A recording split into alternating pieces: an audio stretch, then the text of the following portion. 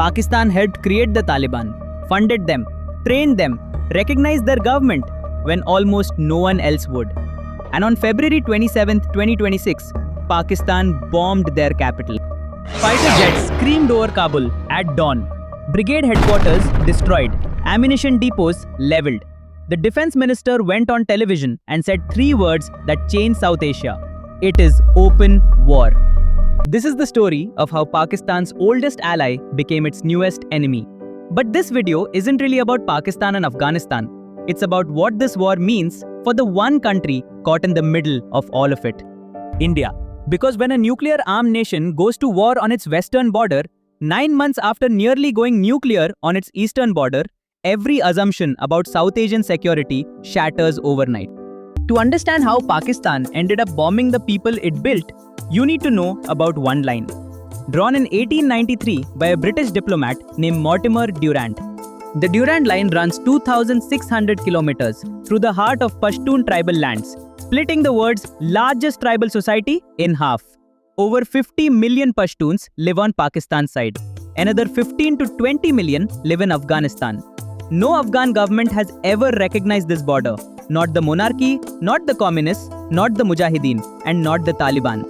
When Pakistan applied for United Nations membership in 1947, there was exactly one country on earth that voted against it: Afghanistan. That hostility never faded. But Pakistan thought it had a solution. For decades, Pakistan's military pursued what they called strategic depth, backing friendly factions in Afghanistan to guarantee a loyal government on their western border. In the 1990s, they picked the Taliban, funded them through intelligence services, trained their fighters. Pakistan was one of just 3 countries to recognize the Taliban government. The strategy worked until it didn't. When the Taliban retook Afghanistan in August 2021, they refused to take orders from Islamabad. Worse, they sheltered a group called the TTP, the Tehreek-e-Taliban Pakistan, ideologically aligned with the Afghan Taliban, but waging war against the Pakistani state itself. Pakistan's strategic depth had become a strategic nightmare. The creature had turned on its creator. But here's what most analyses miss. This isn't just about the TTP. There's a number that explains why Pakistan's patience finally broke. 699. That's how many terrorist attacks hit Pakistan in 2025. A 34% increase from the year before. 1,034 people killed. Pakistan was ranked the second most terrorism-affected country on earth, behind only Burkina Faso. Every month, more soldiers died. Every month, the Taliban did nothing. So Pakistan struck first. In October 2025, they launched Operation Khyber Storm, airstrikes on Kabul, Khost and Jalalabad. Their target, TTP leader Noor Wali Masood, hiding in the center of the Afghan capital. Masood survived. The Taliban retaliated by attacking Pakistani military posts along the border. Qatar brokered a ceasefire in October, but the ceasefire was dead before the ink dried. Low-level attacks continued, and then February happened. A suicide bomber walked into a Shiite mosque in Islamabad and killed 36 people. Days later, an attack on a checkpoint in Bajaur killed 11 soldiers and a child. Pakistan's defense minister went on television with a warning: act before Ramadan or we will. The Taliban didn't act. So on February 21st, Pakistani jets crossed the border again, hitting TTP and ISIS camps across 3 provinces. The Taliban called it an attack on civilians. 18 dead in Nangarhar, they said, including women and children. And then the Taliban did something no one expected. They attacked Pakistan. On February 26th, Afghan forces launched a retaliatory military operation across the border. Drones hit Pakistani military targets. For the first time, the Taliban wasn't just sheltering militants, it was fighting Pakistan directly. And Pakistan's response was unlike anything the region has ever seen. Operation Ghazab Lil Haq, Wrath for Justice.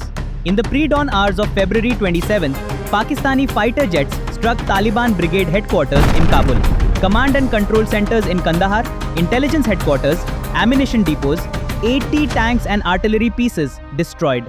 This was not a counter-terrorism raid. Pakistan was bombing a government. And then came a claim that, if true, would make this the most consequential airstrike in modern South Asian history. Unverified reports from intelligence sources said the strikes had killed the Taliban supreme leader, Hibatullah Akhundzada. The Taliban denied it. No government confirmed it. But the question hung over everything that followed. But this war isn't happening in isolation. 9 months earlier, in May 2025, India and Pakistan fought their most dangerous military confrontation since 1971, Operation Sindoor. Missiles, drones, strikes on each other's military bases. 3 days that brought two nuclear powers to the edge. A nuclear state at war on its western border. Still locked in hostility on its eastern border. Pakistan's military stretched between two fronts for the first time in its history. And the country watching most carefully isn't in Washington or Beijing, it's New Delhi. Because India just realized something. The entire balance of power in South Asia has shifted. Here is the part of this story that nobody saw coming. India and the Taliban are becoming allies. In October 2025, Afghanistan's foreign minister visited New Delhi and met India's top diplomat. India upgraded its Kabul mission to a full embassy. In January 2026, a Taliban envoy took up residence in the Afghan embassy in New Delhi. The enemy of Pakistan's enemy had become India's friend. $3 billion in development projects across all 34 Afghan provinces. Schools, dams, highways, a parliament building. India had been building influence in Afghanistan for 2 decades. Now that investment is paying off. But India's biggest strategic gain isn't diplomatic, it's commercial. In November 2025, Afghanistan did something extraordinary. It halted all transit trade through Pakistan's Karachi port and shifted everything to the India-backed Chabahar port in Iran. The route costs double, takes twice as long. Afghanistan chose it anyway. That's how thoroughly the Pakistan relationship has collapsed. However, India's opportunity comes with enormous risk.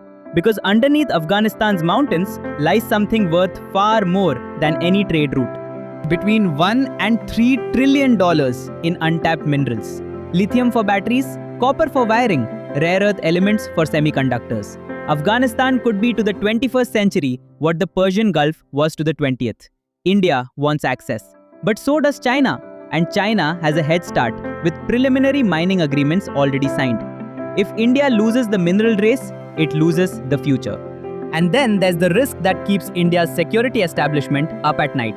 The TTP shares ideology with the same groups that attacked Mumbai in 2008 and massacred 26 tourists in Pahalgam in 2025. Jaish-e-Mohammed, Lashkar-e-Taiba. If Pakistan's war fragments the militant landscape, new threats could emerge, ones that don't recognize any border, Durand Line or otherwise. Pakistan's defense minister has called Afghanistan India's colony. He blames India for the Taliban's hostility. He has presented no evidence. The Taliban has rejected the accusation, but the rhetoric reveals something real. Pakistan sees India's hand everywhere now. And a cornered, debt-ridden, nuclear-armed Pakistan blaming India for its own failures is the most dangerous variable in all of this. In 1893, a British diplomat drew a line through someone else's homeland and called it a border. 133 years later, fighter jets are crossing that line to bomb a capital city. The question India has to answer now isn't whether this war affects them, it's whether they're ready for the world it creates.